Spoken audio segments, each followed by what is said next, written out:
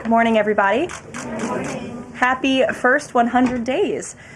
Before we begin, I want to acknowledge that the bipartisan Take It Down Act passed the House last night. This important legislation was championed and guided through Congress by our wonderful First Lady, Melania Trump, including through her direct advocacy on behalf of survivors during her passage efforts. The Take It Down Act criminalizes the publication of non-consensual intimate imagery and requires social media and similar websites to remove such content within 48 hours of notice from a victim. The First Lady thanks all those who voted in favor of this important legislation, and the President looks forward to signing it when it arrives on his desk. Today officially marks 100 days of promises made and promises kept by President Trump. This has truly been the most historic start to a presidency in American history. After building the greatest economy in the world in his first term as president, President Trump is in the process of doing that all over again. The American people trust in President Trump. Since his first day in office, President Trump has focused on defeating the Biden inflation crisis, bringing down the cost of living, and making the United States the best place in the world to do business, invest, create jobs, and innovate. And President Trump's efforts are working. 345,000 jobs have already been added since the start of President Trump's term. Last month's jobs report saw nearly 100,000 more jobs than economists predicted, and it was the fourth highest month for private payroll growth in the past 2 years. 9,000 manufacturing jobs have been added to the economy already. This is a sharp contrast to the 6,000 manufacturing jobs that were lost each month in the final 2 years of the Biden administration.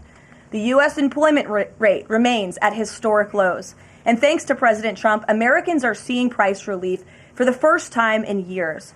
The last inflation report showed the first consumer price decline since the COVID pandemic, a decrease in energy prices, and real average hourly wage growth.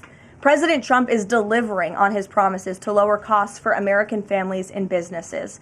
Prices across the board for everyday goods have seen declines since this president was inaugurated. From airfare to used motor vehicles to prescription drugs, prices are dropping.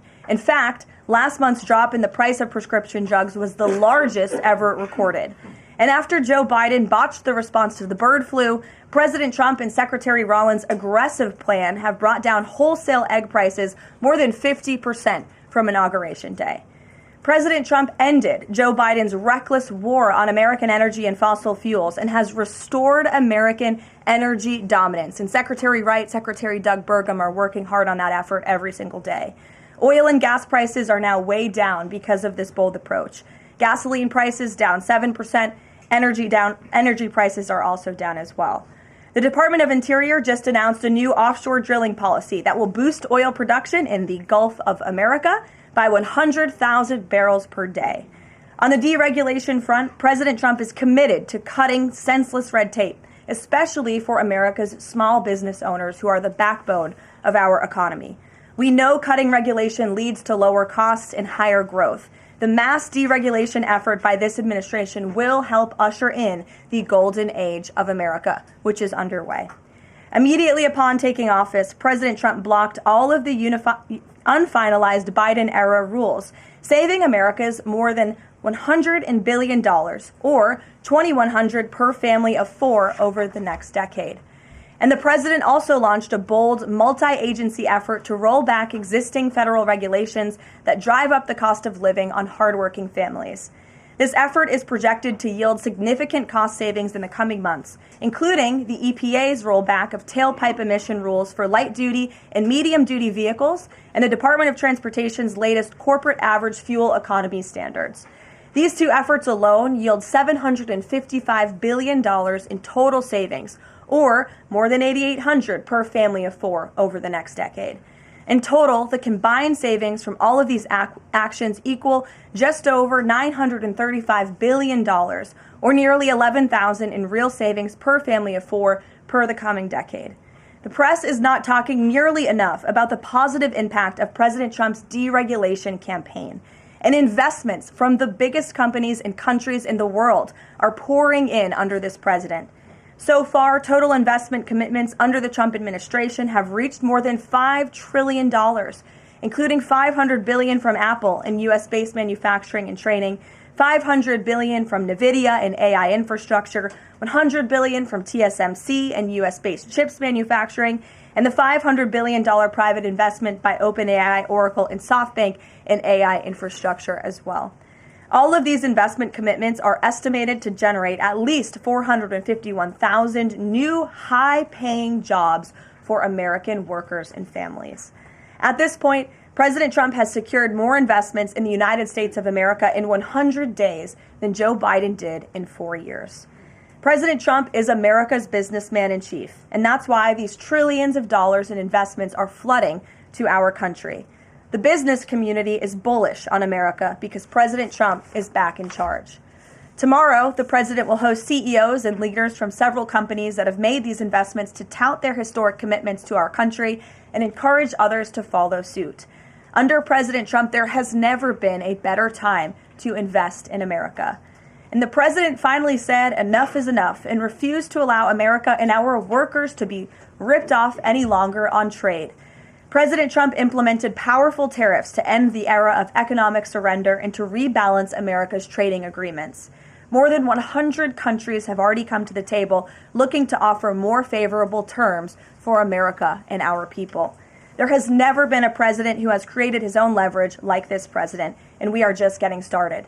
Republicans in Congress are getting very close to passing President Trump's one big, beautiful bill, which will include the largest tax cuts in American history, strong border security measures, major military advancements, dramatic deregulation, and common sense spending reforms. As President Trump has said before, the best is yet to come. For more on President Trump's economic successes so far and the plans ahead, I want to pass it off to our incredible Treasury Secretary Scott Bessent, who is here today, and we will open it up to questions. In our new media seat, we have Brendan Peterson, the financial services reporter for Punchbowl News. Punchbowl News covers power, people, and politics based in Washington, D.C., laser focused on Capitol Hill, the politics of legislating, founded in 2021, and it is the first newsletter that Capitol Hill and the White House reads every morning in the middle of the day and throughout the evening. Thanks for being here with us, and we'll start with you today. Thanks so much for being here. I have a question for Secretary Bessent. On tariffs, the president said over the weekend that we are hoping that maybe tariff revenues could replace income tax. But we also keep hearing about the deals that the administration is pursuing. So my question is, what is the White House's ultimate objective here? Do you want to have long-term tariff revenue or deals that might reduce those tariffs? I think it's a combination of both. So we're going to take in long-term tariff revenue. We put a process in place. We have 18 important trading relationships. We will be speaking to all of those partners, or at least 17 of them, over the next few weeks. Many of them have already come to Washington. What President Trump is referring to is the ability for tariff revenue to give income tax relief. And I think there's a very good chance that we will see this in the upcoming tax bill. The president campaigned on no tax on tips, no tax on Social Security, no tax on overtime, and the restoring interest deductibility for autos, for American-made autos. So tariff income could be used for tax relief on all those immediately. So you think that there is a role for significant tariff revenue in U.S. fiscal policy? I think that it is something that got put away a long time ago, and I think that tariffs will bring back American manufacturing and generate substantial revenues. On manufacturing, we've seen some pretty grisly surveys this month from the Philly Fed, which saw the biggest drop since May of 2020, and the Dallas Fed, similar plunging outlook, poor shipping orders. What are American manufacturers not understanding about your push for onshoring in the U.S.? Well, I think I was in the investment business 35 years, and I learned to ignore the survey data and look at the actual data, and the actual data has been quite good. The job data is good. Americans keep spending, and as Karoline said, we have these incredible commitments to bring manufacturing back on shore with record investment by domestic corporations and foreigners who want to come into the U.S. Thank you so much, Karoline. Thank you, Mr. Secretary. The Chinese continue to say that the U.S. and China are not engaged in any consultation or negotiation on tariffs. You recently said you've talked to your counterpart, but more about, quote, traditional things like financial stability. So can you clarify, is the administration talking to Beijing specifically about tariffs or not? Well, we're not going to talk about who's talking to whom, but I think that over time we will see that the Chinese tariffs are unsustainable for China. I've seen some very large numbers over the past few days that show if these numbers stay on, Chinese could lose 10 million jobs very quickly, and even if there is a drop in the tariffs, that they could lose 5 million jobs. So remember that we are the deficit country. They sell almost 5 times more goods to us than we sell to them.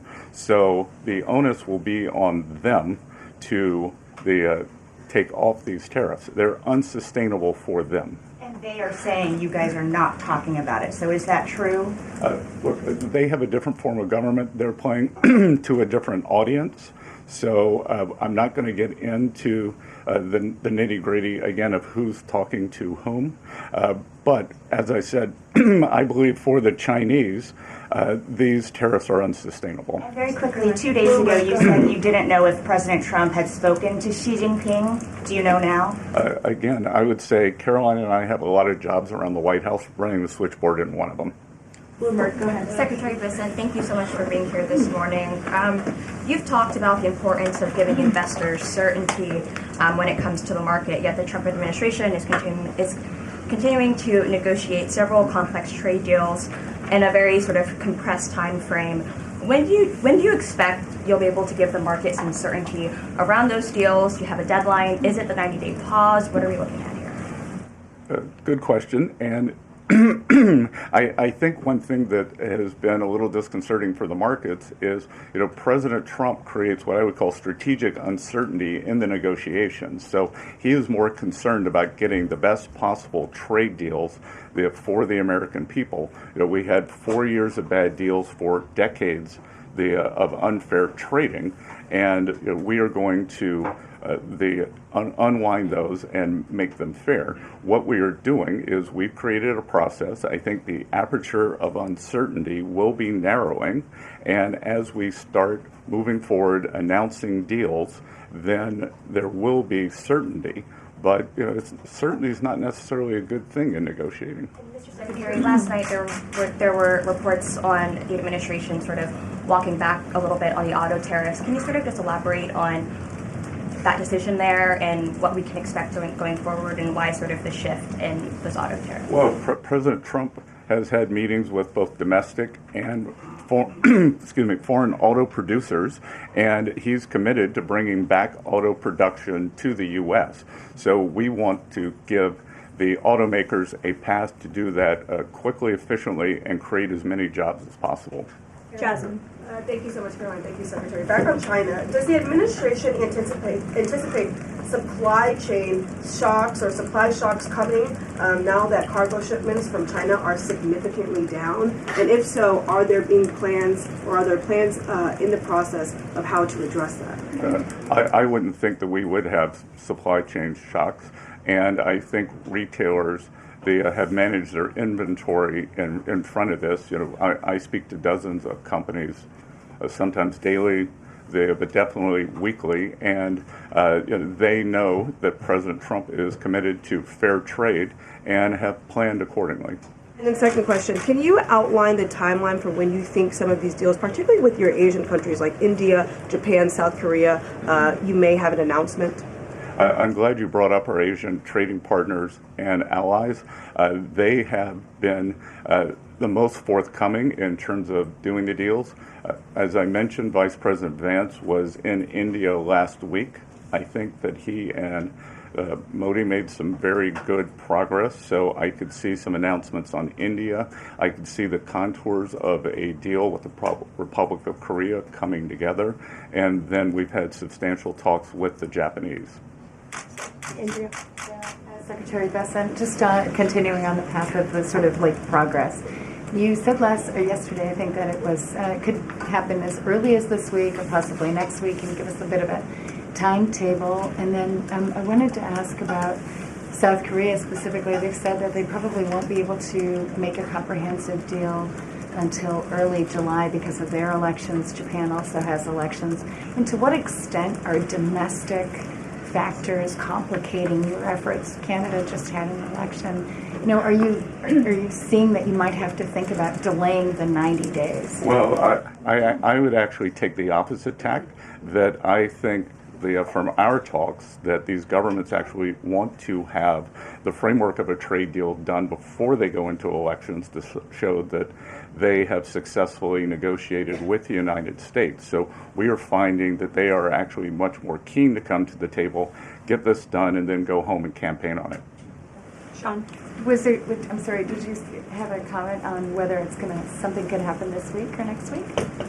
For a deal. So, you said yesterday. Again, I think that we are very close on India. And in India, just a little inside baseball, India, in a funny way, is easier to negotiate with than many other countries because they have very high tariffs and lots of tariffs. So it's much easier to confront the direct tariffs when, as we go through these unfair trade deals that have been put in over decades, that the non-tariff trade barriers can be much more insidious and also harder to detect. So a country like India, which has the posted and ready tariffs, it's much easier to negotiate with them. So I think the India negotiations are moving well. Sean, go ahead. Hi, Mr. Secretary. So it was reported this morning that Amazon will soon display a little number next to the price of each product that shows how much the Trump tariffs are adding to the cost of each product. So isn't that a perfect, crystal clear demonstration that it's the American consumer and not China who is going to have to pay for these policies? I will take this since I just got off the phone with the president about Amazon's announcement. This is a hostile and political act by Amazon. Why didn't Amazon do this when the Biden administration hiked inflation to the highest level in 40 years? And I would also add that it's not a surprise because, as Reuters recently wrote, Amazon has partnered with a Chinese propaganda arm. So this is another reason why Americans should buy American. It's another reason why we are onshoring critical supply chains here at home to shore up our own critical supply chain and boost our own manufacturing here. Is Jeff Bezos still a Trump supporter? Look, I will not speak to the president's relationships with Jeff Bezos, but I will tell you that this is certainly a hostile and political action by Amazon. And Secretary, if you have anything to add. Yeah, I would also add that the bringing down the terrible Biden inflation has been a priority for the first 100 days of the Trump administration, and President Trump has done a great job of leading that. Since January 20th, interest rates, mortgage rates are down, gasoline and energy prices are down. We're expecting the further decreases. And as Karoline said, the big tax on consumers that goes unnoticed is deregulation or regulation, and we are deregulating and bringing that down. So, from a household income point of view, we would expect real purchasing increases. We've seen them over the first 100 days, and we would expect that to accelerate. We are doing peace deals, trade deals, tax deals, and deregulating. And the deregulation is a longer lead time, but I think by the third and fourth quarters, that's really going to kick in. Kelly, go ahead. Thank you, Caroline. A question for you and Secretary Bessent. We talk a lot about volatility and uncertainty in the marketplace, and the president has stated all along that he's more concerned about mainstream America, the American worker. You just talked about deregulation and this entire fair trade and reciprocals. What is your message to the American people in terms of letting them get through this disturbance and the outcome being greater and a greater good for the American worker, the American people, the American families? I would say trust in President Trump. There's a reason he was reelected to this office. It's because of the historic success of his economic formula in the first term, and as I laid out at the beginning of the briefing and the Secretary has talked about and the President talks about every day, there's a proven formula that works.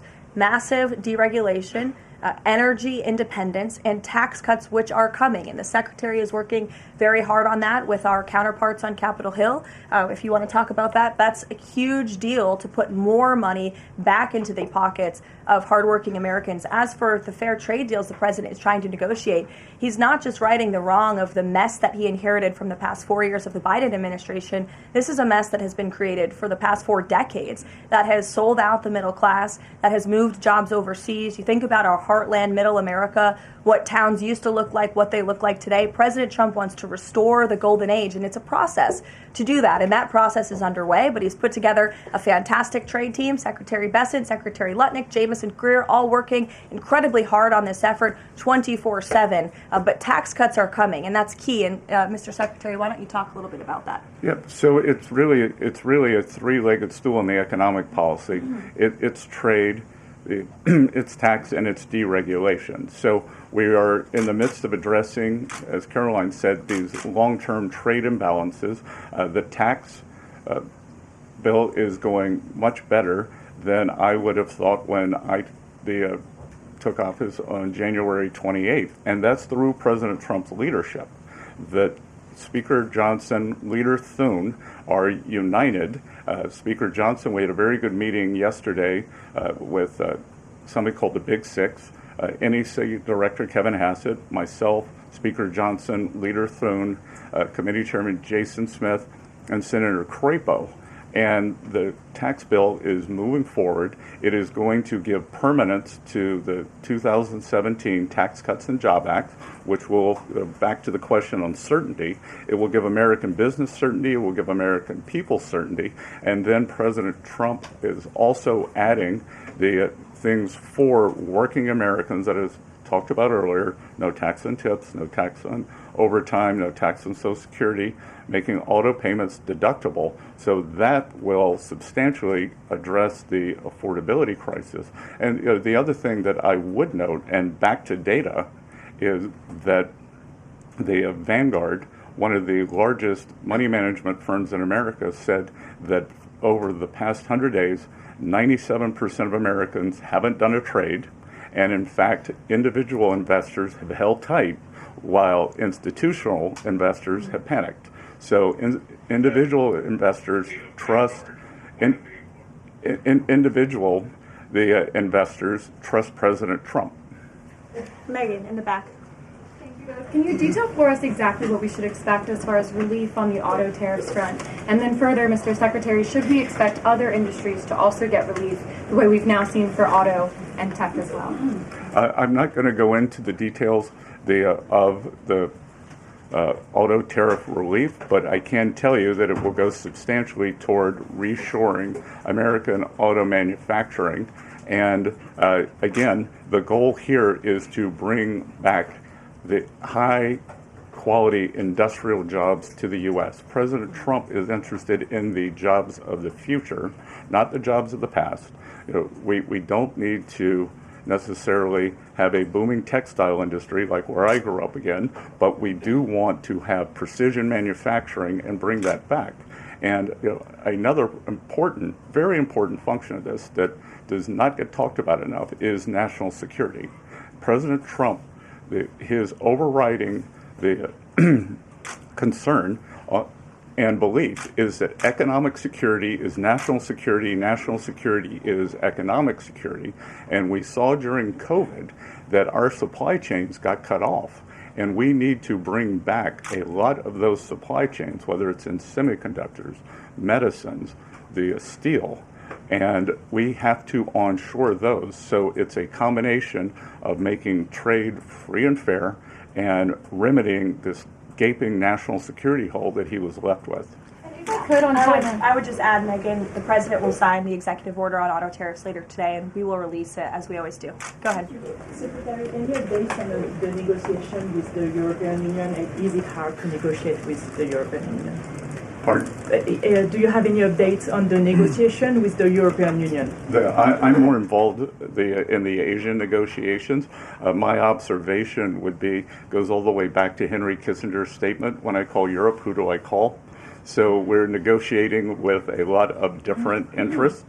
Some of the European countries have put on an unfair digital service tax on our big internet provider. France and Italy, other countries, Germany and Poland, don't have that. So we want to see that unfair tax of one of America's great industries removed. So it's going to be a give and take. So they have some internal matters to decide before they can engage in an external negotiation. Edward. Yeah, thanks, Caroline. Mr. Secretary, so contacts I have in the business community say that they're basically frozen for long-term investment because of the uncertainty around tariffs. How long do you think President Trump has to make a deal before there's damage to the economy? Look, I think that what we're seeing is that business leaders, they've gone into a pause, and I think we're going to give them great certainty on this tax bill. And I think over the next couple of weeks, as I said, we have 18 important trading relationships. We'll put China to the side. 17 they are in motion. And then, as I said yesterday, I think there's a very good chance we're going to get this tax bill done. And the tax bill is going to be very powerful for domestic U.S. investment. So what we are going to do, one of the most powerful parts of President Trump's 2017 tax bill was full expensing of equipment. We are going to make that, as President Trump said in his speech to Congress, that will be retroactive to January 20th. The other thing that we are looking to add is full expensing for factories. So bring your factory back. You can fully expense the equipment and the building.